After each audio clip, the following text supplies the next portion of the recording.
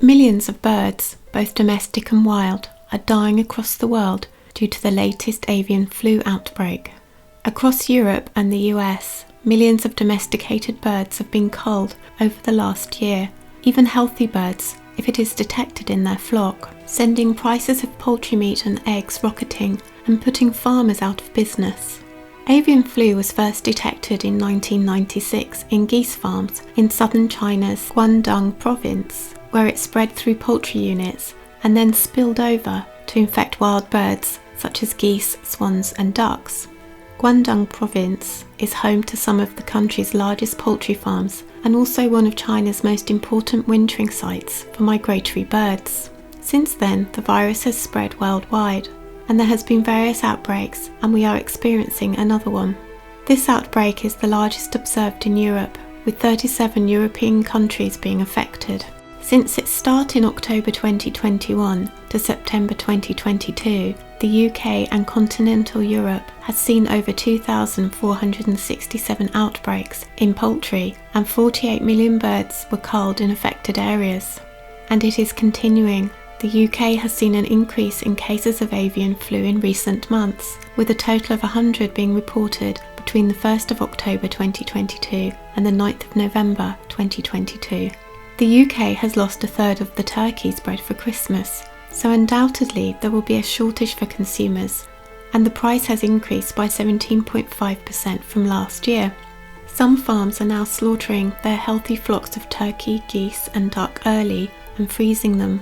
They are then allowed to defrost them and sell them between the 28th of November and the 31st of December, which means a slightly smaller bird on the table at Christmas. It is a similar picture in the US, which is fast approaching the record number of birds affected in the largest outbreak experienced in 2015. Since early 2022, more than 49 million domesticated birds in 46 states have either died as a result of bird flu virus infection or have been culled due to exposure to infected birds. Although numbers are yet to reach the 50.5 million birds affected in 2015, more than double the number of states have been affected. There was concern that prices of Thanksgiving turkey would be high in the US, with demand outstripping supply, and again, birds would be smaller.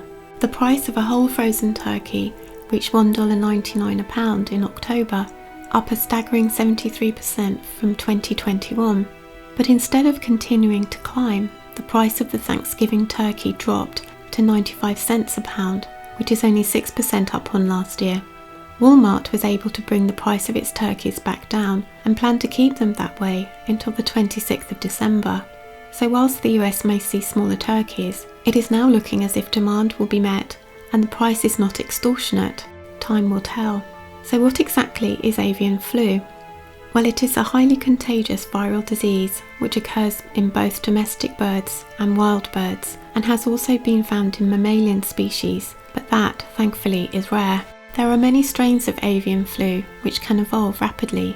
The different strains can generally be classified into two categories according to the severity of the disease. Low pathogenicity are those strains that cause little or no clinical signs in poultry, and high pathogenicity that can cause severe clinical signs and possible high mortality rates in infected poultry.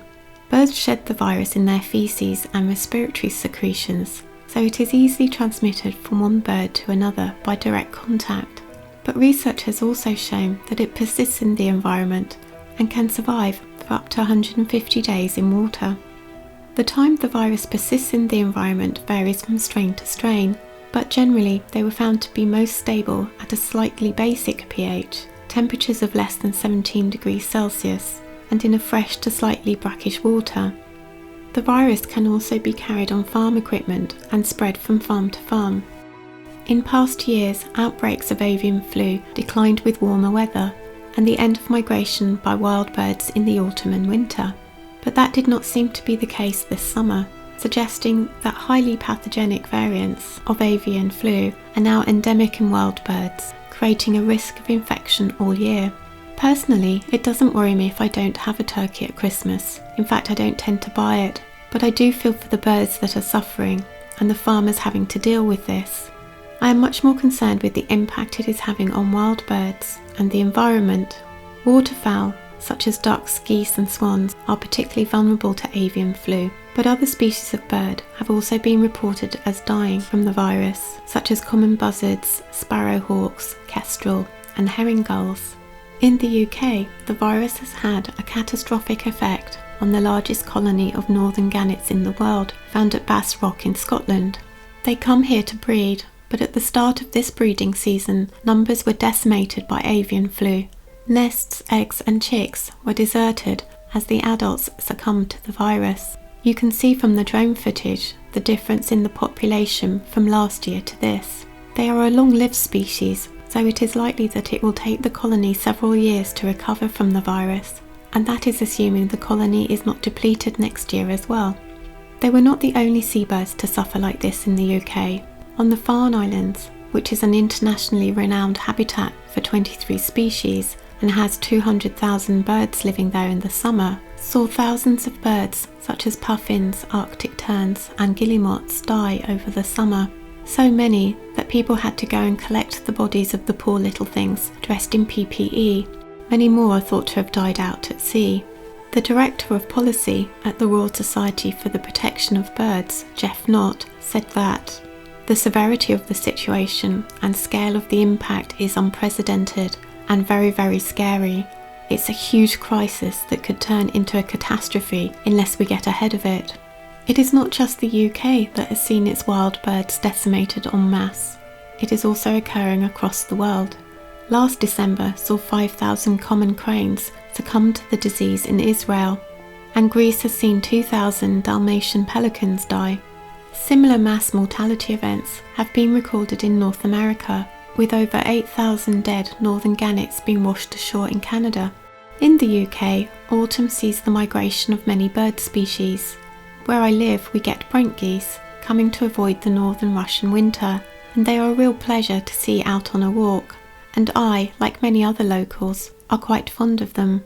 I sincerely hope that they survive the winter peacefully and live to be able to fly back to Russia to breed successfully. Only time will tell how the effects of this avian flu unfold.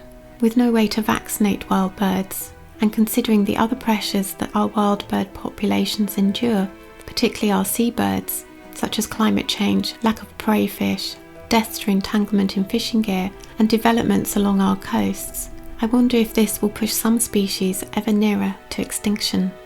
If you enjoyed this video, then please like, subscribe and share with your like-minded friends.